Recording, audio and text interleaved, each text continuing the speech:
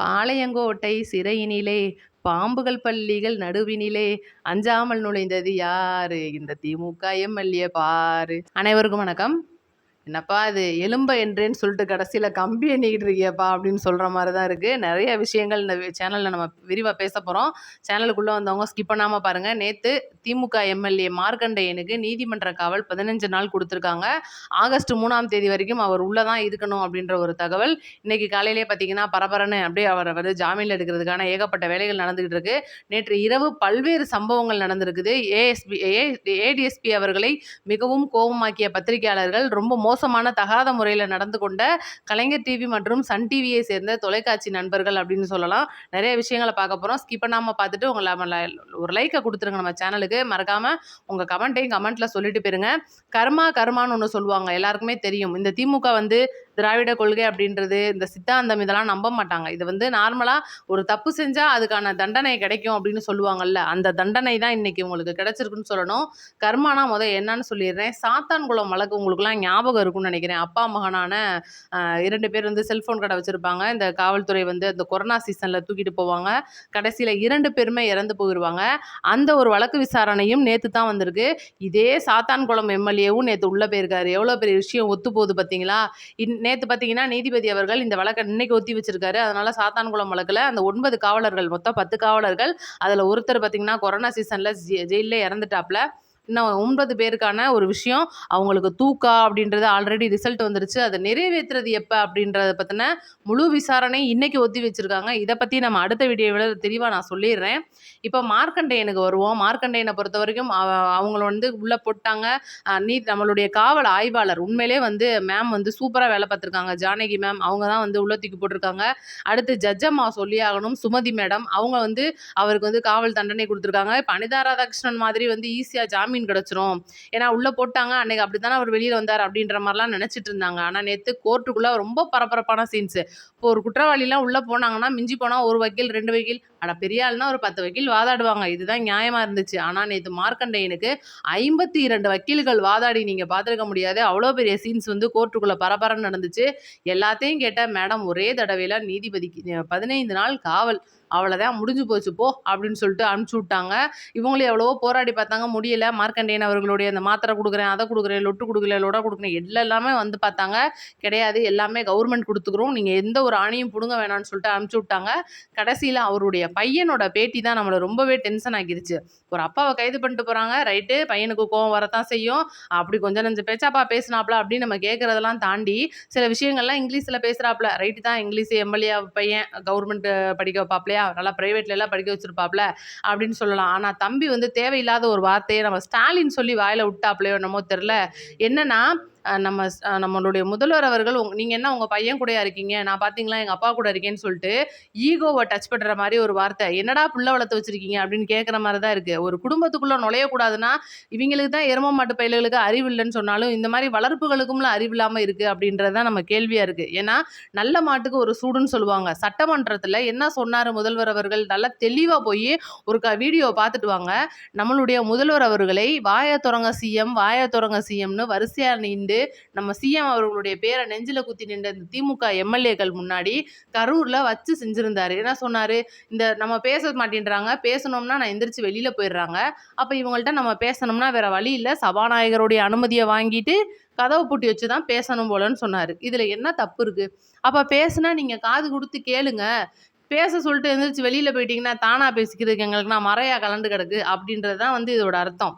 அப்போ உங்களெல்லாம் வேறு வழி இல்லைப்பா, நாங்கள் பேசுகிறத உங்களை கேட்க வைக்கணும் அப்படின்னா நாங்கள் சபாநாயகருடைய அனுமதியை வாங்கிட்டு கதவை இருக்க மூடி வச்சிட்டோம்னா நாங்கள் சொல்கிறது நீங்கள் கேட்பீங்க இல்லைன்றது நார்மலாக ஒரு காமெடியாக பேசுனது. ஆனால் பார்த்தீங்கன்னா சட்டசபையில் சம்மந்தமே இல்லாமல் திரைப்படத்தை சம்மந்தப்பட்ட அட்லியை இழுத்துட்டு வர்றாங்க, திரிஷா மேடத்தை இழுத்துட்டு வர்றாங்க, இன்னும் நிறைய விஷயங்கள் இழுத்துட்டு வராங்க. இதெல்லாம் அவங்களுக்கு பெருசாக தெரியாது. இதே சட்டசபையில் வச்சு தான் ஜெயலலிதா அம்மாவுடைய சேலையை உருவனவங்க இருக்காங்க. இதே சட்டசபையை வச்சு தான் ரொம்ப மோசமான அடிதடி சண்டைகள், அந்த பொருட்களை வீசி எறிகிறது, இந்த மாதிரி சம்பவங்கள்லாம் நடந்திருக்கு. தகாத வார்த்தைகளை பேசியிருக்காங்க. எவ்வளோ விஷயங்கள் நடந்திருக்கு. தனக்குத்தானே சட்ட பாக்கெட்டை கிழிச்சிட்டு ஸ்டாலின் அவர்கள் வேற ஒருத்தர் மேலே பழிய போட்டது எல்லாமே நடந்திருக்கு இந்த சட்டசபையில். ஆனால் இந்த ஒரு விஷயத்த சொன்னது வந்து தப்பு, இது வந்து தப்பான விஷயம்னு சொல்லி எங்களை நீங்கள் வந்து உள்ளே வச்சு பூட்டினீங்க அப்படின்னா நாங்க உங்கள எலும்ப எண்ணிருவோம், எலும்ப உடைப்போம்ன்னு சொல்லிட்டு வன்முறையை தூண்டுற மாரி பேசி இன்னைக்கு கொலை மிரட்டல் கேஸ்ல உள்ள போயிருக்கிறாப்ல. அனிதா ராதாகிருஷ்ணன் வெறும் வன்முறை தூண்டுறது, வெறுப்புணர்வு இந்த மாரி பிரச்சனையில முடிஞ்சு போச்சு.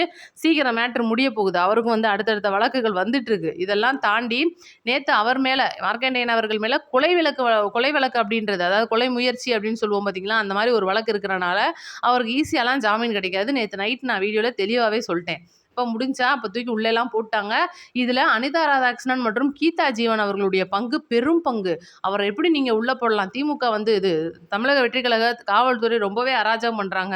எப்படி 2டே மாசத்துல காவல்துறை வந்து மாறிட்டாங்களாம். இன்னைக்கு திமுக ஆட்சி கட்ட காலகட்டத்துல எவ்வளோ தூரம் வந்து திமுக வந்து காவலர்கள கையில வச்சுக்கிட்டு ஏகப்பட்ட விஷயங்கள பண்ணி, பொதுமக்களுக்கு எவ்வளவோ வந்து நல்லது செய்யணும்னு நம்ம நெனச்சா கூட செய்ய விடாம அந்த காவலர்கள போட்டு அவ்வளோ தூரம் துன்புறுத்தின இந்த திமுக, இன்னைக்கு வந்து நம்மளுடைய சிறப்பா வேலை பார்த்துக்கிட்டு இருக்கிற காவலர்கள குறை சொல்றாங்க. ரைட்டா? இதுல முக்கியமான விஷயம் என்னன்னு கேட்டீங்கன்னா, இவர் மேல கொலை வழக்கு அப்படின்றது போடப்பட்டாங்க. எல்லாம் உள்ள தூக்கி போட்டாங்க. 13 மணி நேரம் இவர்ட்ட விசாரணை நடத்தியிருக்காங்க. எல்லாமே முடிச்சதுக்கு அப்புறமா இவர ஆஜர்படுத்தியிருக்காங்க. இவர் வெளியில வந்துட்டு என்னைய துப்பாக்கி முனையில மிரட்டுறாங்கன்னு சொல்லிட்டு ஒரு விஷயம் சொல்றாரு. முழுக்க முழுக்க இவரோட இவர்ட்ட பேசப்பட்ட விஷயங்கள், இவர்கிட்ட கேட்கப்பட்ட விசாரணைகள் அனைத்துமே சிசிடிவி கேமரா முன்னிலையில் பதிவாயிருக்கு. இவர் என்ன பதில் சொல்றாரு, என்ன எழுத்துப்பூர்வமா என்ன குடுக்குறாருன்னு எல்லாமே கேமரா பதிவு. அதுக்கப்புறம் எப்படி இவர வந்து துப்பாக்கி முனையில மிரட்டுவாங்க? இது வந்து அனிதா ராதாகிருஷ்ணன் வந்து என்னை டிவிகேல சேர சொன்னாங்கன்னு சொன்னாரு பார்த்தீங்களா? ஒரு உருடா விட்டார்ல. உருட்டு கதை. அதே போல தான் இவரும் வந்து உருட்டு கதை விட்டுருக்காரு. அது போக பார்த்தீங்கன்னா, உதயநிதி ஸ்டாலின் அவர்கள் வந்து நீங்க வேற மாரி பார்க்க வேண்டி வரும். நாங்க வந்து கொந்தளிச்சுருவோம் அப்படின்ற மாரிலாம் சொன்னாரு. அதுக்கு முதல்வர் அவர்களுடைய பதில் என்னவா இருக்கு அப்படின்னா, இதெல்லாம் சும்மா சின்ன மீனுப்பா. அதெல்லாம் தேவையில்ல. மூர்த்தி, கே.என். நேரு, நம்ம செந்தில் பாலாஜி, ஏவா வேலு, கடைசியில உதயநிதி. இவங்க தான் நம்மளுடைய திமிங்கலங்கள். இதுகள பிடிக்கிறதுல நீங்க வந்து மும்புறம் காட்டுங்கன்னு சொல்லிட்டு, சில விஷயங்கள வந்து எடுத்து சொல்லியிருக்காரு அப்படின்றது தான் தகவல். நம்ம முதல்வர பொறுத்தவரைக்கும் இது ஒரு பெரிய விஷயமே கிடையாது. உங்களுக்கெல்லாம் தெரியும். எவ்வளோதான் யாரோ எவ்வளவோ பேசினாலும் காதுல வாங்கிக்கிட்டு பேசாம போயிட்டே இருப்பாரு. ஆனா இது வந்து தமிழக வெற்றி கழகத்தை சார்ந்த நிர்வாகிகள் போட்ட வழக்கு அப்படின்றனால தான் இவ்வளோ தூரம் வந்து முன்னெடுத்துட்டு போய் இன்னைக்கு அவருக்கு தண்டனை வாங்கி குடுத்துருக்காங்க. எப்படி இன்னைக்கு நாளைக்குள்ள அவருக்கு ஜாமீன் கிடைச்சிரும். இது வந்து ஒரு பெரிய விஷயமா இருக்காது. ஆனா முழுக்க முழுக்க மார்க்கண்டேயன் மாரி ஆட்களுக்கு திமுகல தகுந்த பாடம் புகட்டப்பட்டிருக்கு அப்படின்னு தான் சொல்லணும். இது வந்து பயமுறுத்துற ஒரு செயலோ, மிரட்டுற ஒரு செயலோ கிடையாது. முழுக்க முழுக்க அவங்க செஞ்ச தப்புக்கான ஒரு தண்டனை.